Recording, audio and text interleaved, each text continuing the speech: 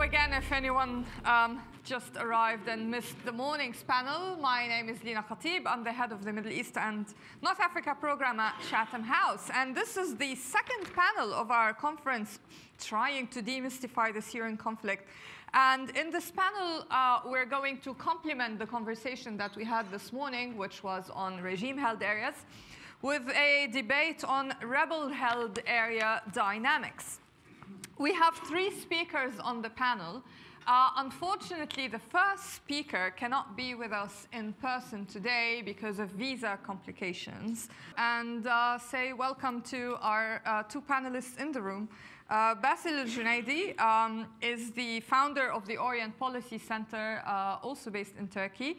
And Zain Al-Hayim is an award-winning journalist from Syria who is now based in London, just recently moved here. Basil, if I can start with you, following up from what we heard from Nawar. So the situation in Eastern Ghouta, as I understand his analysis, it seems to be making two rebel groups on the ground kind of cooperate more than before. So can we say that actually the objectives of the campaign, as stated by the regime, which are meant to be weakening rebel groups in Ghouta, is actually achieving the opposite effect?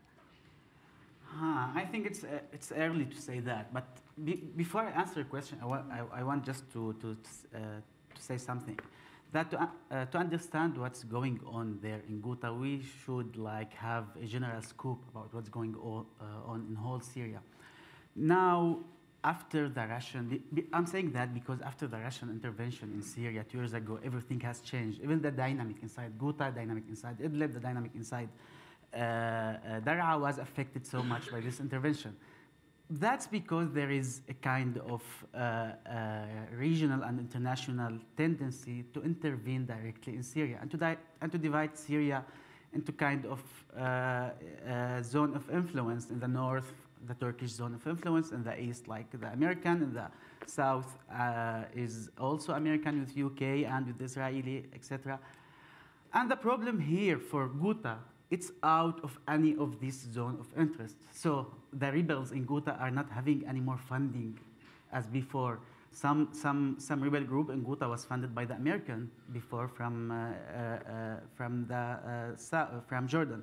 Now they don't have funding from the international, from any partner. Even the Gulf countries are not involved anymore in the Syrian conflict as before. So the situation is very bad by this term. They had actually before them, the cause of this competition between Faylaq al-Sham and Jaish al-Islam was a kind of competition upon authority and upon resources and like that. Especially in Ghouta, we had there is kind of war economy there, and these two factions compete with each other to control this kind of war economy. Now, both of them are feeling the threat from outside, are feeling that, and they don't have alternatives. They know that if they fail to defend Al-Ghouta in front of the regime, both of them will be evacuated, as happened in Aleppo. And there is nowhere to go. Actually, the situation in Ghouta is even different from what happened in Aleppo. All the people, all the population in Ghouta are originally from Ghouta. They didn't come from outside. In Aleppo, it's somehow different. Like, for example, even the original resident in eastern Aleppo before, they have some origin in the countryside. They have some family there. They have some other home to go. But these people, we are talking here about 300,000 people. They don't have any way to go. And I think this is a responsibility for the international community to intervene. Tomorrow, if they will be evacuated by sponsored by the UN, eventually they will pass the sea and they will come here, and you will call that at that time as European refugee crisis. But it's Ghouta crisis right now. We should try to stop that. Yeah, okay. Yes, absolutely. To answer your question, I think Sinan touched on that in his session, and it is no difference. I think we lived that literally when we were living in Aleppo and Rebelheld areas. Whenever the front lines are on ease, whenever there is some kind of focus militarily on another area, you find those different militias are fighting together. So same for the regime, as mentioned by Sinan, I think same for Al-Ghouta. When you find one unified enemy for you, you just tend to go and fight it. But when you have nothing and you're armed and you don't really have any kind of job or anything to do, they tend to fight together. And I think the interfighting is much more dangerous than the front lines, because you do have a kind of clear front lines that you can avoid as civilians. But when militias who are controlling the areas are fighting, you are stuck in market, you are stuck in the grocery, and you can't really hide. I think it is the most dangerous, and most civilians fell by the bullets of them, if not by the bombing. So I'm not surprised that the campaign is unifying them. I think this is logic. Yeah, and Zena used to be based in Idlib. And what are the dynamics in Idlib at the level of people? If you're saying that in fighting between rebel groups, obviously civilians get caught in the middle. What's the situation there? What is the situation there now in Idlib? Is there any such infighting going on? Because the latest reports are that there's a new alliance, which maybe Basil, you can tell us more about, between Ahrar al-Sham and the Zenki group that is now facing HTS militarily. How's the situation for people? We'll talk about the military dimension, Basil, but what's the situation from the civilian point of view? Well, I think as usual, the civilians are paying the highest price anyway, and the interfighting is just not ending. I roamed Idlib province in January 2014 when ISIS was defeated then by the rebels. And it was, for me, that was the liberation. It was the second revolution when we were finally seeing the green flag, when we were being even mocked by people. They were calling me ya kafira and laughing, like, because kafir was used to be a blasphemy. It's a big thing with ISIS. So you could feel this release. They were painting all these black marks with white. The ones that they couldn't actually change the color of it, they would just throw it. I felt that release, and I thought they won't be ever controlled by another extremist group. And that didn't happen when Idlib city was taken, which is my hometown. They fell under HTS. For the people, I think they do know what they don't want, and they do know what they cannot defeat. And sadly, it's always falling on the arms. It's always falling on those who have the more extreme, more funding, and who are able to enforce them into whatever state they want. It's still surprising for me to see now people are still demonstrating, especially in a couple of towns that are known to be pro-revolution, like Al-Marra, Saraqib. And they are still being able to stand in front of HTS despite all what they've been through, despite all the 7 years. And yeah, until yesterday, I think they are advancing, those coalition are advancing extremely with the support of Turkey. What is going to happen for the civilians? I think as long as there is a reason for those people to be armed, as long as there is a reason for them to convince the civilians that we are needed because we're here to protect you, as long as those have an ultimate power and no one can put them under any kind of a judge or rules, the civilians are going to be damaged, even if those are moderates, even if those are seculars. They are armed, they don't have limits, they can do whatever they want.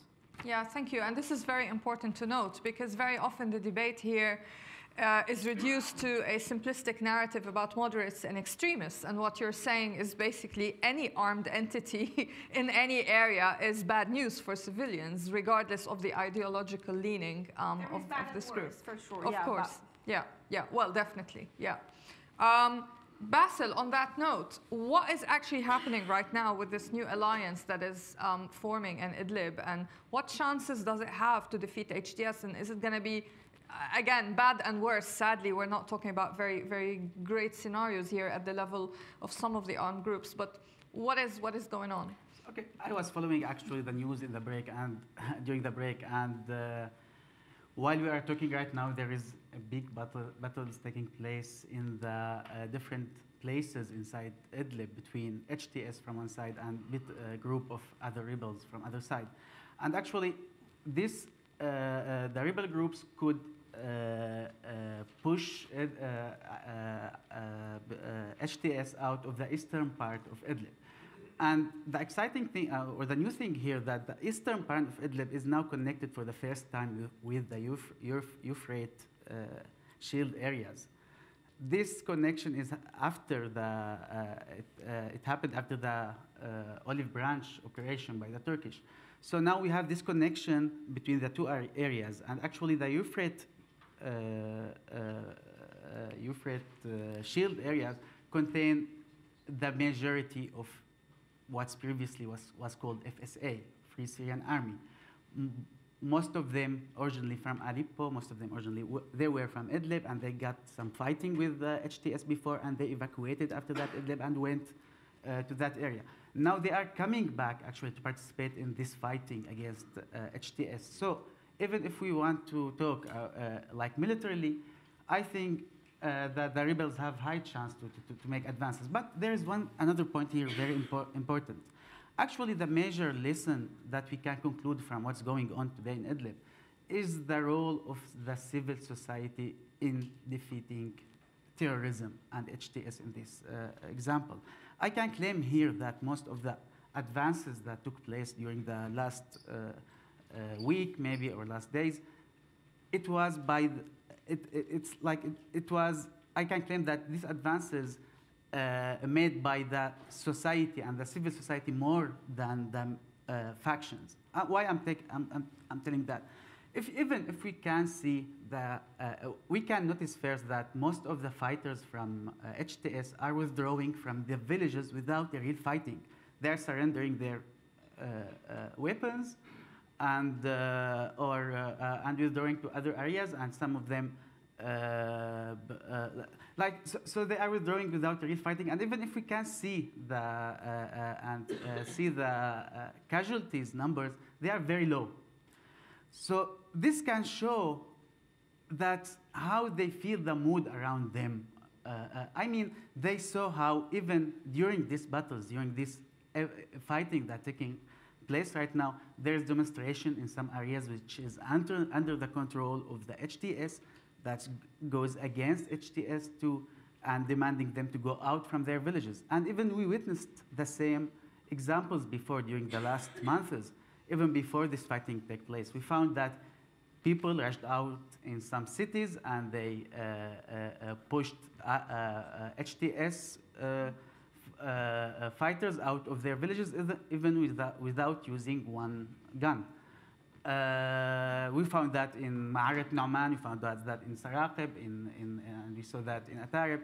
And this shows us how important is the role of the civil society and society itself in defeating ISIS. It's not just military approach. It should be different approach. And we are seeing that in these areas, we couldn't see that in the ISIS area before, because the ISIS area was just there is one approach which is military. I think Idlib is showing another example, which is more, that's more Syrian example. Syrian are taking the lead here in fighting the terrorism, not the international coalition is taking the lead in fighting terrorism. Yeah. I think, but that wouldn't have happened unless there are some fractions within the HTC itself. We've been seeing some battalions defecting in general from it. And I think one main element as well is that unlike ISIS, al-Nusra is mainly Syrians, and they have Syrian locals, and Idlib used to be one of the main sources for their fighters. So there is still that local element, which is, for example, in Saraqib, which I think the only example where they actually pushed, with a treaty, with an agreement, they pushed al-Nusra away. There are many fighters who have close family relationships or whatever. And I think the must-mentioned element is the Turkish. There is a general fear that those monitoring points that Turkey is implementing within Idlib is going to protect them. Obviously, Turkey cannot support HTC. So there is kind of fear that we have a back, we're supported. For the first time ever, those people who have been neglected for so long, they now feel that they have someone to protect them or to get their back. It's easier for them to raise against extremism. It's easier for them to show what they really want, which is certainly not those. Yeah. At this point, I want to say one thing. I don't think that we can see HTS anymore as one united, centrally led faction. Actually, now it's contained many currents that they have big differences between them inside the jihadists and outside the jihadists. Even there is one very important thing we can notice here. Most of the fighters that are fighting till the end, or fighting right now, let me say, with HTS are IDP. They aren't from Idlib. They went from other areas. That's because HTS targeted the IDP more than, like they could target IDP more than the society in Idlib. Not because the difference in ideology, because the difference in the situation. Most of this IDP came from different areas. Idlib contained 2,500,000 people. 55% of them are IDP. And this is a big problem there. Most of these people came from different areas. Some of the areas, some of them came from the south, some of them came from Idlib, some of them came from even east. And now the problem that even if you interview, we make interviews with people which came from different areas. Most of them, they are not willing to go back to their areas. Because some of their areas are under control of the regime, so will never go back. Even those who belongs to the SDF areas that's under the American control, they are not willing to go back. And these people right now are the main fuel for HTS in this area, because they have problems they feel that what Americans are doing there, they are pushing the Kurds to be and they feel that's not representative for them. Especially these people who came from there is historical tension between them and between the Kurds. And this is a responsibility for the coalition and for the United States and for UK to make a kind of representative governance there. Because now we don't know how to deal with these people. Should we integrate them, for example, in the local council in Idlib, or should we push them to go back to their areas when it's out of the control of the regime? This is a big dilemma, I think. And if we don't find a new model of governance in the eastern of Syria, that will be a big problem, even if not. Yeah, I mean, thank you. This is very important because even today, I must admit, in this conference, the next panel will be on the East. And in general, one of the problems of the trying to understand this conflict is that it's often divided into zones. We don't often look at the connections between what happens in one zone and the implications for another. So what you're saying is the attempt to solve one problem in the east, which is fighting ISIS, is creating another problem, which is IDPs moving westwards towards a place like Idlib and finding themselves destitute with nowhere to go, with resentment kind of growing, and HTS taking advantage of that. This leads me to a very important point, which is the motivations that drive people to join different rebel groups. Again, a lot of debate has been going on about ideological motivations, that people join groups because they are radicalized. And I find that very problematic. So I wanted both of you, if you don't mind, to just, from your experiences, talk about what are the motives that make different people join different rebel groups, because it's not really about ideology. I mean, what you described with IDPs is one. Why are people joining these different groups at different moments in time? Okay, first, actually you found that it's easier for the fighter to join such groups more than the civilian. Like we saw that fighters looking to join, like most of the fighters which is fighting right now with HTS, they were fighters even before joining al-Nusra. So they came from different factions and united in the Nusra, and it was easier for them to join them. They think that, especially before, that they are the stronger faction in Syria. They are effective against the regime and like that.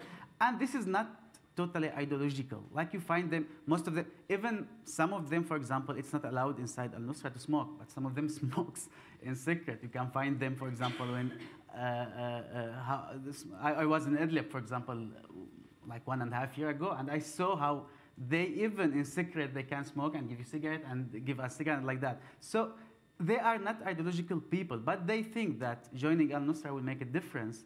While joining another group, they are not having enough funding, they are not strong enough, they are not trained enough, they don't have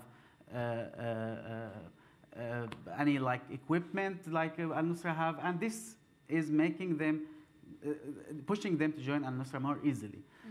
I think we found that other pool for al-Nusra was like in camps and in, as I said, in IDPs. IDPs are the main target for al-Nusra.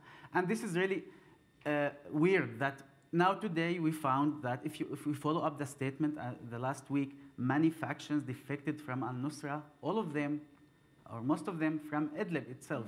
That show you how they couldn't make a real, they couldn't make a real fan of them, or they couldn't make a real, a good relation with the society there. But they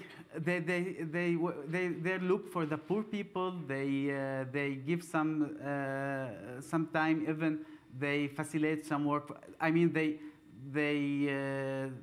I don't know how to say that in English, but they, for example, tell them, if you come to join us, we will have more authority and like that. And when they see that people are looking, some people, when they are looking for more authority and more to be more, especially in war cases, in war situation, people tend to look to feel that they have some backup with them.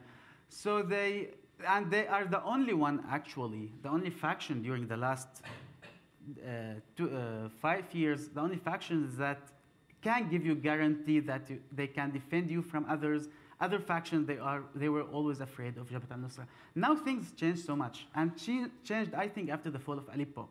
We can talk about that later, but this was a turning point for the relationship between even the faction and al-Nusra, and the relationship between the society and al-Nusra.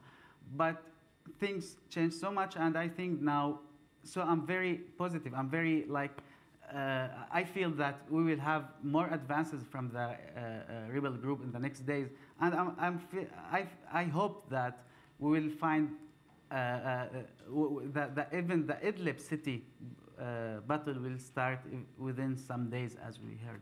Okay, we're going to come back to the point about Aleppo, but Zainab. Can I just, I think beside the power and the sources, certainly I could give an example. It's like I have a cousin who is in al-Nusra. It's exactly as if I have someone in the Air Force security while you're speaking to a regular police one. It's the same. And whenever we see al-Nusra doing a big operation or gaining some area from the regime, you see people tend to join more.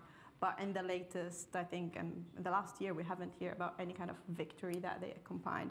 I feel there is something else that is pushing those who do want to leave weapons and they do want to leave fighting, but they are not being given the option to. We've seen that with those fighters who left Aleppo. Certainly no one would vet them. Certainly no NGO or NGO would offer them job. They were gaining some money from fighting, and they were left with nothing, no options. I know many of them who went back to study, open shops in Turkey or in Idlib areas. I think there was no project that would re-counsel or just re-engage them with the society. And many of them found themselves helpless, no power, need money, have a family. What the option is, al-Nusra is opening its door for them. So even those who do want to leave fighting, who do want to get back to their civilian life or whatever, they're not being given the option. So many of them are fighting because they become fighters and they have nothing else to do. Yeah. Basil, so what happened in Aleppo and its impact on Idlib? Okay, it happened that in the same day that Aleppo, the fall of Aleppo, I went to Idlib. And actually, I stayed there for some time. It was surprising for me that the mood of people toward Jabhat al-Nusra during that time changed so much. Before fall of Idlib, everybody was supporting Jabhat al-Nusra, including me, including me, to break the siege around Aleppo. We were just, we didn't have option. Jabhat al-Nusra was leading a kind of campaign to break the siege around Aleppo, and all of us were emotional with that. We wanted that to succeed. We prefer these people than the regime. We prefer to break the siege than evacuation of the city. So we were, everybody was like, they have this emotion toward al-Nusra. But after that, After the fall of Aleppo, everything had changed between the civilian, the relationship between the civilian and between al-Nusra fighters. It was really obvious for me, even from the checking point, how the people dealing with them, even in the dress code of the woman, how they are not accepting what the rules of al-Nusra. Even I told you about the example of smoking. People smoke in front of even when al-Nusra want to oblige people to stop smoking or not allowed to, they defy it. Yeah. So this relationship has changed so much. After this point, they start to see al-Nusra as the cause of the bombardment, as the cause of the international, especially after this period, the international coalition started some attacks on Idlib after the fall of Aleppo. So they started to see Jabhat al-Nusra as the cause of all of that. And they started to see that how they can't count on them to defeat the regime, and this is the only thing was like making people accepting Jabhat al-Nusra because they are fighting the regime and they may defeat the regime. This is the only thing that made people accept al-Nusra. Yeah, yes, I would add to that. At the beginning, when al-Nusra started being seen in the province, not in Idlib, the first thing that they did, and there was a huge bread problem, was to put tons of bread buckets on this Tartura thing, 3 wheels vehicles, and just to deliver it to all the houses, providing services and roads. That was the main thing that they did when we start seeing them mainly in Binnis and in some areas in Saraqib, is that they started providing services. So even those secular activists who started to say, yeah, but why would we actually challenge al-Nusra? See, the people are liking them, they're providing services, while the FSA is stealing, while they are taking their lands, while they're taking their houses. And this is the main theory that al-Nusra count on to start fighting the FSA or the rebels, is that those are thefts, and we are the ones who are strict, we are following the Islam rightly, and we don't steal from you, but we also provide alternative services.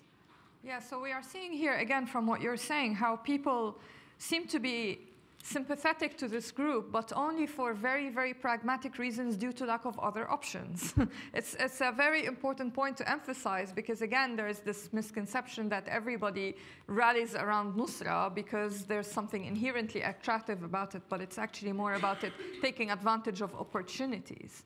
And I think the international coalition that decided to interfere in Syria and bomb ISIS areas played a huge role in making a great publicized an advertisement for al-Nusra and all the extremist groups. For a regular moderate Muslim, seeing the international coalition deciding after 5 years of suffering to interfere and to hit just one part of extremists, which accidentally are the Sunnis extremists, who are leaving all the other Shiite extremists, jihadists, foreigners who are on our land as well. I think that was a great advertisement, not only for ISIS, but for all the extremists who seem to be the only one who are defending the Sunnis or defending the Islam for now. For me, it is really striking, and not to mention all the militias that were mentioned in the previous session. We have foreigners like Afghan Hazars who we've never seen before, who are really fighting for their religious, nothing else. And they are being treated as a kind of a governmental state actor, but they're not, while the coalition are only bombing those others. So for the average Syrians, this is nothing but siding with the Shiites against Sunnis. And I think that was one of the main reasons that we saw many sympathizing with al-Nusra and even with ISIS in some cases. And I think there is a wrong notion and bias, especially in the Western media. Sometimes they picture al-Nusra as it is kind of organic component of Syrian society. That's not right at all. The problem of al-Nusra that it was diffusing in the rebel-held areas. That's different from ISIS. ISIS used to get their special areas, so we have ISIS-held areas and to fight everybody else. The problem is al-Nusra, the difficulties with dealing with al-Nusra, that it was diffusing everywhere. Now we are seeing the new stage, just now, in these ongoing battles there, the new stage. So now we are seeing that al-Nusra is going to have special areas which is under control of al-Nusra or HTS controlled area, and we have other areas that is rebel areas. And the rebels are planning to push al-Nusra more to the west, to the mountains maybe, or something like that, but not to keep control on cities and villages in Idlib. Yeah, and what about HTS presence in Ghouta? Because the regime claims that it's attacking HTS there. Actually, who started the war against HTS in Al-Ghouta was the rebel groups, was Jaish al-Islam. We saw that during the last year. And they could kick the HTS out of these areas at that time. Especially we have just small number of HTS there. It's more than, like less than 200 maybe fighters. And they were pushed out of their areas. The catastrophe, the weird thing now, that the regime are committing war crimes and chemical attacks in Douma, which is free of HTS. Like there is no any one fighter there because the fight that took place between Jaish al-Islam and HTS. So this claim by the regime that there is HTS and I don't know, it's not really right. Now there is the opposition group, the Jaish al-Islam and Faylaq Sham proposed that they can make the HTS evacuate, fighters evacuate Al-Ghouta. And I think this is easy thing to do. But I still believe that this is not the reason for the Russian campaign and regime campaign on Ghouta. Yeah, definitely not. What about the Turkish campaign, Zaina, in Idlib and Afrin? I don't know, I'm not expert in the Turkish invasion. However, I do feel that it is changing the dynamics, mainly in Idlib a lot. I mentioned earlier that for the first time, people, and sadly, most of those who I spoke to, they do prefer Turkey on Kayas. They do prefer Turkey on like the very vague future, and especially with the latest regime attack, where they capture, like, they even reached Saraqib, which used to be one of the first liberated areas in 2012. They felt threatened. Before that, they saw the regime wouldn't be able to reach Idlib again. Khalas, it's all done and it's liberated. But when the regime started to advance, they were like, Turkey is the only solution for us. And I think beside all the payment and everything else, I think that was one of the main reasons that Turkey didn't find it very much difficult to gain the support from the militias to go and fight in Afrin, which is not their battle for sure. However, now in those areas that have been captured by Turkey for a while, especially for NGO, they started to realize that this is not just the support. Now you do need the Turkish permission to get into a school and distribute sandwiches for kids. You have no right to interfere in the curriculums and plenty of other regulations that some of those who were in support started to realize that the effects of that support is really expensive, but they don't really have any other option. I think especially after the US strike, I think Ibrahim has just mentioned when he was in Idlib and he saw the extremist fear. And we have something, then a joke that was at that day, all the shaving kits disappeared from the markets because all those head-bearded men went to the shops and voted because they saw Americans are going to be bombing the extremists, and it's not just one strike against the regime.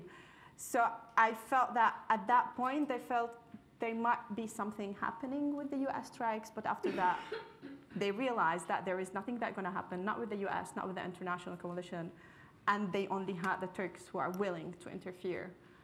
They were left with no option but support it. Okay, so you talked about how Turkey seems to be interfering in even things like schools and how they run. What about governance on a kind of broader level, and not just Turkey?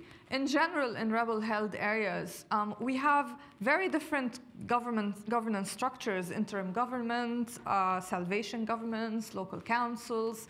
Can you tell us a bit about rebel-held areas in general? What are the dynamics of governance there? Actually, okay. Salvation, I think that most of these governments are present just in papers. You can't find them real in the ground. They are not the real driver for what's going on there. The real dynamic of governance there is based on actually the main, for example, we have structure for service providing as local councils there. They are chosen from in every village as represented by people. I will say how they are chosen, but in every village we have like local council which provide services. The most important than this is something called notable council. I mean, in every village in the south, in Idlib, or even in south, we have something like a council that contain the main social figures, religious figures, tribal figures like that from this village. And this council is taking the main decision. And this council who is giving the legitimacy for the local council and the other, even the military faction. Actually, this council is more developed in the south, in Daraa. This experience is more developed in Daraa than in Idlib, in the north. Because in the north we had many other factors. We have HTS and like that. In the south, it's very fascinating how they are working. How even it's Daraa. It has like a tribal. Nature, yeah. So you find every tribe is extended everywhere in Daraa, not in one village. Like for example, in multiple villages, multiple cities, you find the same tribe spread in all of them. But the interesting thing, we made a kind of 20 research paper there on 20 notable councils there. We found that most people in these notable councils, even if they belong to one tribe, they belong to their area or to their region, to their village more. They prefer the favor of their village more than favor of their tribe. Even we ask some question about their relation, for example, for the representative for them in the negotiation, political negotiation. They chose people from their village, even if they are not from their tribe, and they didn't choose, for example, people from their tribe, even if they are represented if we ask question even about, for example, Nasser Hariri, which is now the head of the Hariri Negotiating Committee. HNC. And we found that many, even from Hariri tribe, they preferred somebody from their village or from their city on him. Interesting. Because again, the international community often wonders who we should work with on the ground. And often the issue of tribes is raised as, yes, easy, we'll talk to tribal leaders, as if the dynamics are the same all over Syria. And certainly they're not. We're definitely going to talk a bit about that in the next panel on the East. Zaina, governance structures, as far as you can see them, Basil mentioned the councils of notables as something to pay attention to, not just local councils. What is, in your experience, something that appears to be a relatively beneficial form of governance on the ground? I think people are trying different things. The last council that was formed in Idlib city was elected for the first time ever. They did public elections and they chose a local council. But what happened to that council after a couple of months? Was it supported? It was a target for all those extremist groups. They created the salvation government. They overcome everything that is doing. So again, if they don't have a power, it's exactly as a free police. They are free police, but they're not armed, and they have no power. What they can do. Same for the local council. As long as they have a proper funding, a kind of authority, they can provide services without being threatened, without fearing. They can manage. That's why I think the ones I've seen 2 years ago, the most successful local councils were in an area where they got the support from the local fighters. They are not working together, but at least they're not fighting them, or they're not trying to attack what they're doing. you can't really even just fix a street electricity light if you have one fighter saying, "Why you're working here? We will fix it tomorrow." And as I mentioned, as al-Nusra was trying to provide services to gain the support of the people, for them, local councillors are a challenge, and they are competence for them. It is very difficult to generalize. I think every town in Idlib has a different system and a different kind of local council. But as long as there is still this groups that don't support the councils and they have the upper hand because they have the arms, they really are doing the minimum that is possible to be done. Yeah, thank you. I'm going to now open it up to the floor. We have around half an hour for questions, so who would like to go first? We're going to start with Rana and then you. Rana at the front. And introduce yourself. Rana Khalaf, an independent researcher. Just one question. Where are the women and what's their relationship to the IDPs and to HTS? Are the women and what the relationship between to HTS? To HTS and the IDPs. And the IDPs. Zainab? Yeah. Where are the women? Well, I think everyone is trying to keep them home. Everyone is trying to push them to the margins. However, in Idlib, I did a piece a couple of months ago, and we could count more than 18 women's centers, mainly led by women, mainly supported by NGOs, not locals, who are trying to provide the very basic illiteracy, very basic women stuff like hairdressing and knitting, whatever. But I think as an opportunity for the women to get out, to meet each other, to be spoken. And local council, they're hardly there, despite all the international demands. And sometimes the quota, they would ask them, we won't give you the fund unless you have 5 women on board or whatever. And then you will find the head of the local council bringing his wife and his sister to register her as. I think what is impressive is the experience in Al-Ghouta. I think the women of Al-Ghouta were one of the most amazing examples for me. They entered the local council in elections. They didn't go through quota. Their centers that they're running, they didn't just go into this regular stereotyping women things. They were giving journalism trainings. They had a very big role in the local publications, like Ana Baladi, who is one of the establishers, is also a woman.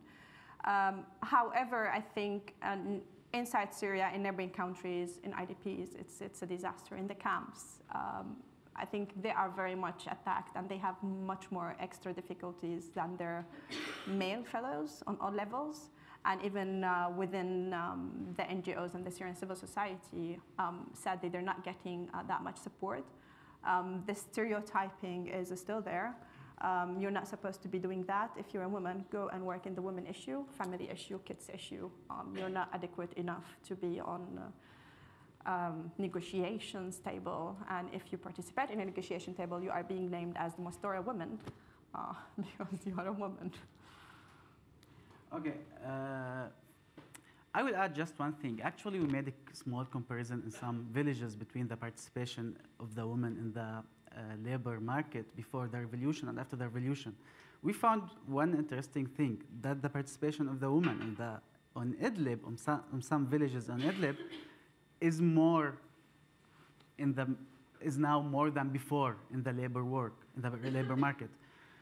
Even with the presence of Jabhat al-Nusra there. This is because mainly by the presence of civil society there. But we found the opposite in the south, in Daraa. There is no HTS there, but it's not connected with that. But there is less participation of the civil society there because of Jordan putting some restriction on that, or I don't know. But there is no real civil society. So I wanted to add this point. About the relationship between IDP and HTS, as I said, HTS tried to depend on IDP for recruitment, their fighters, and more importantly, that they tried to to recruit the origin fighters who were fighting there before ISIS taking. Sorry, I meant the HTS and women, the IDPs and women, not the two. HTS and women. Okay, I thought. Women in specific, so it was curious. Actually, I'm not the right person to answer that. But what I can say that I don't have specific information about that. I don't have specific information about that. On HTS and women, I think hopefully in the last panel on civil society, if hopefully the line would be better than this morning and we hear from Maria Al-Abdi, I think she will have a lot to say on that issue. And if not, hopefully Leila, in your capacity as a moderator, you can maybe shed a bit of light on some of the women initiatives that are defying HTS in Syria. We can talk about it in the let's keep that for the final panel because it's a very important question and deserves a proper debate. We're going to move to you and then you. So, yeah. My name is Malad Zabi. I'm a Syrian journalist. I have a question for you, Basil. I want to ask you about the Rastan and Al-Hole, the two pockets that they are still controlled by rebels in suburbs of Homs. Recently, we witnessed two developments that took place there. The first one is expelling HTS by the fighters and by the civilians. There were demonstrations, joint demonstrations contained fighters and civilians. And they could expel HTS fighters to the boundaries of these areas. And at the same time, we saw threats by the Russians that those places should surrender or should sit to the same table with the regime. Do you think we are going to witness a new military campaign there really soon after Al-Ghouta? Okay, actually, I think so. Unfortunately, because I think the probe, as I said from the beginning, my theory says that the regime now filling the vacuum of the international players in Syria, not the vacuum of Syria. So these two zones, Al-Ghouta and I mean that what's in Damascus countryside and in Homs countryside, this is the only zone which the regime can make any future, I think, a military campaign. The regime will not dare to make a military campaign in the south.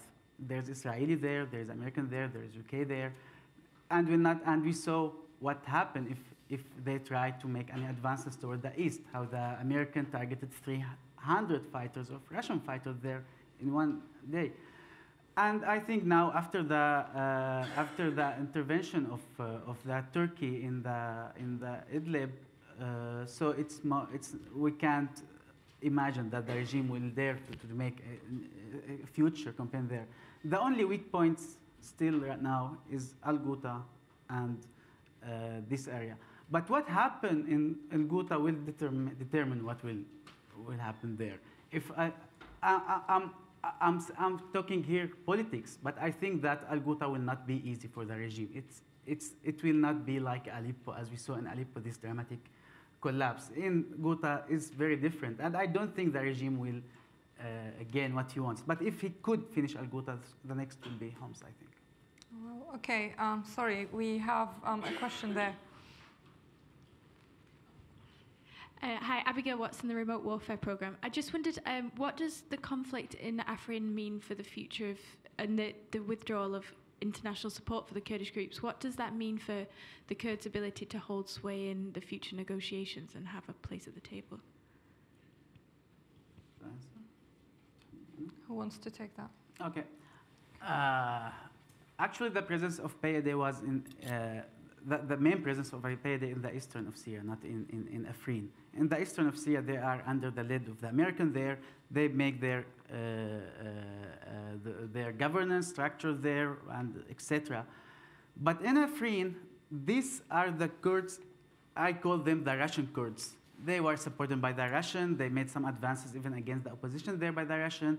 There were the military bases for the Russian there. So they are not the same. They are different from what's going on from all the other Kurdish structure in the east.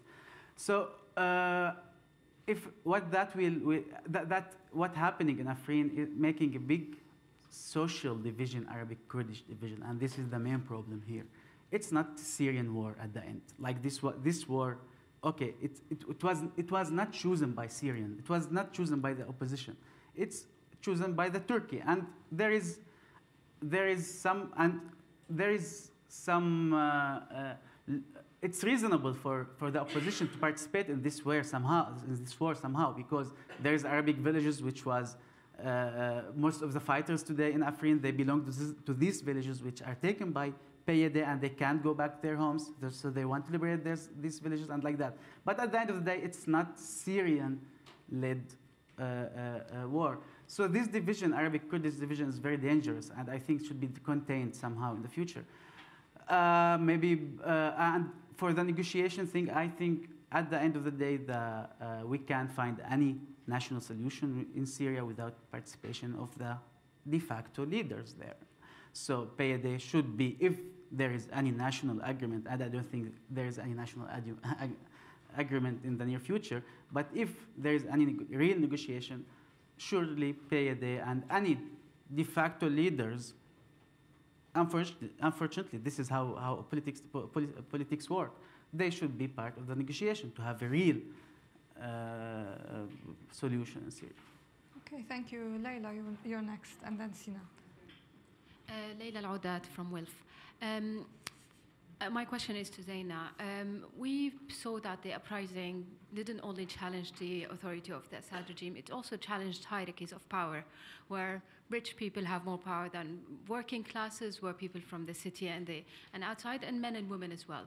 And now we're hearing solutions that include reaffirming the hierarchies people revolted against, including councils of, sorry, what did you call it? Councils of notables, tribal leaders, and so on.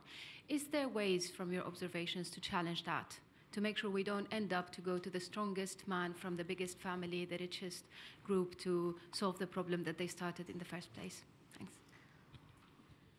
In the current situation, it's very sad that the one who's paying is the one who's deciding. When we're speaking about the solution, I think if Turkey is part of the solution, it's impossible to have the Kurds, even the Kurds, not the PYD, on the table.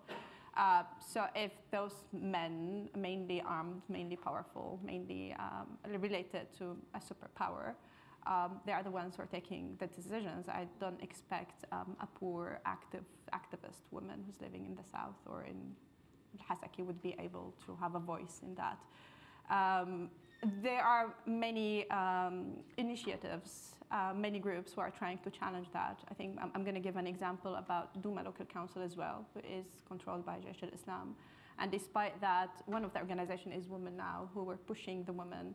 And even they had a debate with the local council authorities. They said, we only want people with a university degree. And very few women could actually go to the regime areas to finish their university degrees because they're women and they're the owner and they're not allowed to pass the checkpoints. So there was a gender-based discrimination against them not to finish their degree. And now when they want to get a position, they are required to have it. So that was one of the discussions. And eventually, they pushed forward and they had some degrees from these virtual universities. And they participated in the elections, but those are very small initiatives. I think on the general, I'm very much pessimistic on the general sphere. I think we are falling again into that, and the armed man who is mainly aggressive against the minorities, the women, is the more powerful one. But not just armed. I mean, what Layla is also talking about is the Council of Notables. And here it's interesting because what this means is that in these rebel-held areas where the councils of notables are kind of influential, it means we are seeing a resurrection of traditional authority. But I also know that in regime-held areas or areas that the regime is trying to take back, there is also a reliance on traditional authorities as interlocutors between the population and the regime, such as imams of mosques or the heads of high-level families, etc. So it seems to me that across Syria, whether in rebel-held areas or in non-rebel-held areas, there is this resurrection of traditional authority, which surely is not very good news if you're trying to have new political voices emerge in Syria. Basil, what do you think about? I think now we can't talk about like we can't talk, for example, about parties or about political participation or like that. During after this, all of this division inside Syria, I think paying attention on the local level is very important. Now these notable councils are they work for the sake of their region. So even now, if we see this, even the recent advances of the against HTS, they played a major role in that. They put the pressure on the fighters of the HTS to give their weapons. They are playing. They even in the past, while we had some clashes between different opposition groups, especially with the HTS, these councils played a role even in preventing this fighting to reach the region they are controlling by obliging every fighters from the both parties to stop to not participate in this fighting. If they want to participate out of our villages, not inside them. So they are playing important role. And I think any future model of governance in Syria without a national solution will depend on that. We were talking, for example, about their participation. I think the most important that we had in Syria big problems because of this tension between the AU and the United States and Turkey. And this is affecting everything, even if we are not talking about the notable council. I mean, this tension made different model of governance between the east part now and the west. And actually, both of them are not that qualified. Because in the east, we have the problem that it's not representative. It's headed by it's not representative for the people. People are not like the SDF authority and like that. In the West, we didn't have any real governance structure above the like top. We just had this bottom governance structure. We didn't have the real top governance. That's why I said this salvation. That's the paper, the salvation government or interim government. We don't see a real presence for them as a government. I think any deal. I think we need a cooperation. We need right now a kind of Turkish-American cooperation to solve all these problems. Because now we will not, if we are not going to have any future for a real political national solution, so we need to make a models of governance outside of the regime-held areas. And if I will make a region in Idlib that different from region in south and different from region in east and all. That's mean a total fragmentation. These areas, all of these areas out of the regime, if the American and the UK have plans for reconstruction of these areas and like that, that should be all the areas out of the regime areas. I mean, the opposition held area is the F-held area, and we should have now even we can't go from one area to other area. It's not permitted for us to go from the Turkish-held area to the American-held area. That's have very bad consequences. So I think a real cooperation between United States and Turkey will solve many problems of that. If I can just conclude, I think we have those, and we will still have them, even in the very small elections attempts that happened. Many of those who were elected were those from notable or known figures. I think the only thing that could be done, we didn't have any time to try. And even when they tried to find a kind of a different authority, they were either face a battle or a bombing or another massacre, so they didn't really have time to explore. What can be done, I think, is just to keep a margin for those who are not from that system, and then maybe slowly that could be changed. And I think this is the reasonable thing that could be done. Thank you. Sinan had a question. Thank you. A quick commentary and two questions. I'm sorry. The commentary is we have a huge body of work, of research, and enough empirical data that make us certain that there is no way to achieve stabilization in post-war situation without local or national consensus and regional also buy-in. National consensus is important in order to maintain the state, and regional buy-in is important to dry up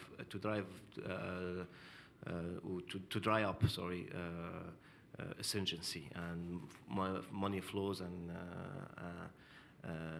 and also weapons. So in the case of Syria, I think that we make the mistake of always looking into international buy-in rather than regional. Whereas, for example, in Iraq, especially with the quagmire that caused by the KRG referendum, we saw that when there is regional consensus, international powers and global powers can do nothing. Neither Russia, neither the United States wanted to see what prevailed in KRG, but Iran, Turkey, and Iraq were strong enough with this consensus to make whatever they thought was in their best interest. So that's my commentary. So how can we achieve this in Syria will be, I think, our line of thinking. As for my question is, what is the end game of HTS and Idlib? Well, how are they going to keep a governance model, or are they going to go full into insurgency mode? And what would this mean in terms of the relationship with the AQ that is back now? My second question is, what is the Iranian-backed forces doing in southern Syria? We've seen a mobilization in Muthallath al-Maut in near Sanamain. What are they doing there? Thank you. Brief answers, yes. Okay. The future for HTS, I think, they will not keep governing. They will not keep controlling rural. They will not keep present. They will not present anymore. Keep presence in Idlib, but I think they will go somehow to the mountain. And they started by that, by the way. Now we have like two main currents inside the jihadist group. One of them belonged to al-Zawahiri and to Al-Qaeda and like that. And this branch was activated recently now because after al-Zawahiri, Al-Qaeda made some speech against what al-Julani did. And we have some supporter of al-Julani. So we have two current of them with some fighter coexist with each other now in Idlib. And actually they had some agreement that they will coexist. Al-Julani had agreement with the Al-Qaeda fighters that he will not fight them if they keep just their presence in the mountain and they don't make a governance structure in the other areas. But I think, so they made the base, so they started to make some military bases there in the mountain, in the western of Idlib, this in the Taki mountain. But so the HTS right now is just what remains from HTS right now is just the people, the central power of Jolani. That's it. I mean, most of the jihadists, they are even the jihadists, the foreigner, they are joining that the Al-Qaeda model, and this is very dangerous. So that means after we finish from HTS, after we finish from Al-Julani, and I'm saying that we will have another version of jihadists in Syria. So after ISIS, then HTS, and now I don't know what they will call themselves. So we will have version after version. And this will keep on without a real political solution in Syria. This is the problem. The positive point here that we will not maybe, I hope that we will not, after this year, we will not find these people controlling any more cities and areas, but they will keep presence in the mountains, and they can erupt any time. We saw how many times the UK and the American defeated the jihadists in Iraqi. Every 2 years, they defeat, and then the new version of jihad you find. In Syria, I think we will have the same circle if there is no real solution for this. Okay, and what about the south?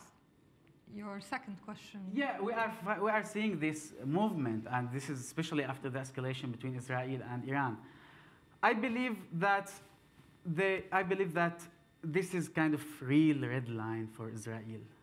this area. This is a real red line. Maybe they will make some small battles like here or here, but major advances from Iranian and from the regime will make a big reaction, I think, from Israel. We can see that even from now. We can see how they react. We know how they are planning. Even I mean the American, and that they have some plans in the south, even to expand their presence in the whole. To fight the presence of the Iranian, the bridge between Syria and Iran and Iraq. There is still a bridge between Syria and Iraq that's controlled by the Iranian. So now even I know that there is kind of preparation to kick the Iranian from there. So, but maybe we can't expect where things will go on. But Syria is now, it's not just a fighting between Syrians. It's not like just a revolution and a regime. It's not just fighting between Syrians. It's became a place for strategic competition between different powers, international and regional. And we can't expect anything. And if we don't, it will be a miracle if we don't have a real war between all of these flights that's above in Syria. Just last month, we have 4 flights of different warplanes for different countries that fall. We have Russian, Turkish, Israeli, and Iranian. So you can see how it's complicated. We can see anytime. It will be a miracle if we don't have the Third World War there. Okay. Zaina? Well, for me, it's not really about HTC itself. I'm thinking now about all the foreign jihadis that they brought. There is a whole neighborhood in my hometown, which is the Turkestan neighborhood. I've never even heard about their country before. Not Turkestan, Kazakhstan. What would happen to those? Even if HTS went to Latakia suburb, now they have families. And they're here because this is a city, and they're supposing that they're doing some work to fight all the Kafirs or Shiites or whatever. What would happen to those Saudans? Not to mention those who run away from the different areas, not to mention those who even smuggle from ISIS. They are not being given any option. They can't return to their homes, all these foreign jihadis. They have families, now they have houses. They can't work. They can hardly speak the Fusha language. They don't speak the local language. They can't really live in the Latakia mountain. What would happen? Will they just interrogate in the city and live with all those displaced who suddenly came? We used to take pictures with any foreigner that come to the city because we've never seen one. And now the city is all foreigners and we're out. So for me, they are scary, especially the men of them. I think the children, they could be interrogated somehow because they are interrogated with the civilians. But for the men, they don't have really any choice but fighting. And the fighting means being a jihadi. And they're foreigners and they're there. So whether it's under the umbrella of HTS or anything else, they're there. And they don't have any option to go anywhere else. And speaking about the social fabric, I want to comment about something that was mentioned by Wael. I think for now, not to mention this kind of social fabric, which is not our social fabric, it's impossible to do any work on the social fabric when you're having lots of activities that are escalating hatred. With the Al-Ghouta latest massacre, we've seen a huge amount of hatred that we were very much shocked. Like we who are following this conflict for the last 7 years, from both sides, they're asking to massacre all the kids because they're going to be turned into terrorist or regimes, and we've seen people asking people to be divided into pieces and made as shawarma. That kind of hatred is published. Speaking about social fabric, where you still have such action, and even Afrin operation, where you saw people, Kurdish becoming extreme and Arabs becoming extreme. I think the first step to start working on any kind of social fabric is to have some kind of settlement, some kind of peace, a bit of a justice, at least on the very highest level. And then we can speak about people working together or reaching each other. Otherwise, it's war, and we are in this. I'm going to mention quickly an example, a personal example. In 2013, I tried to work on this social fabric. I crossed into Al-Fu'a village, which is a Shiite-controlled village by militias. I trusted one of the militia leaders, and I was doing a film about it and a Benish to show each other that they are relatives and they used to have intermarriage between each other. And sadly, in both sides, the one who has the higher word is the most extreme one. So the head of the militia, who understood that he needs to be represented, and he wanted people to see, they were enclave then, he wanted his people to be seen as suffering, having lack of experience of supplies and whatever. He couldn't manage the other head of militia, who was more extreme, and then eventually we got kidnapped. This is like 5 years ago, where things were much more easier. So speaking about any kind of social fabric in these circumstances seems like speaking about aliens. Okay, thank you. I'm going to take the last question. Hayed, you had a point. Yeah. I just need to make a quick comment. My name is Hayed. I'm a research fellow at Chatham House. Basically, on Ghouta, everyone's keep repeating that what happened in Aleppo will be repeated in Ghouta. Basil mentioned quickly that those people don't have anywhere to go to because they don't fit there anymore. And I think this is important because another point he made is this area is not protected because it's outside of the key influential or zones of influence.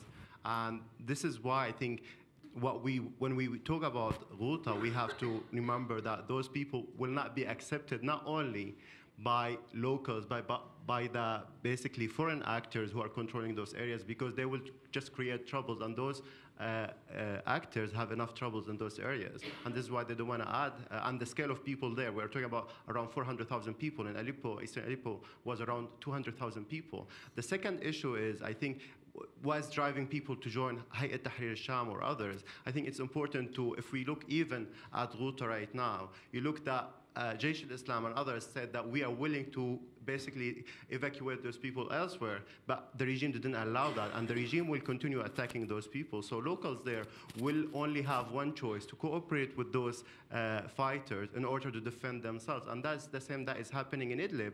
You look now, because there's no attack on Idlib, people are fighting Hayat Tahrir al-Sham, but as soon as the fighting starts in Idlib, basically those people will have to work with Hayat Tahrir al-Sham in order to defend themselves. What I'm saying here is basically the dynamics in Syria keep changing, and now we are seeing Hayat Tahrir al-Sham on the back foot, but that might immediately change as soon as the regime basically starts its next offense there. Thank you.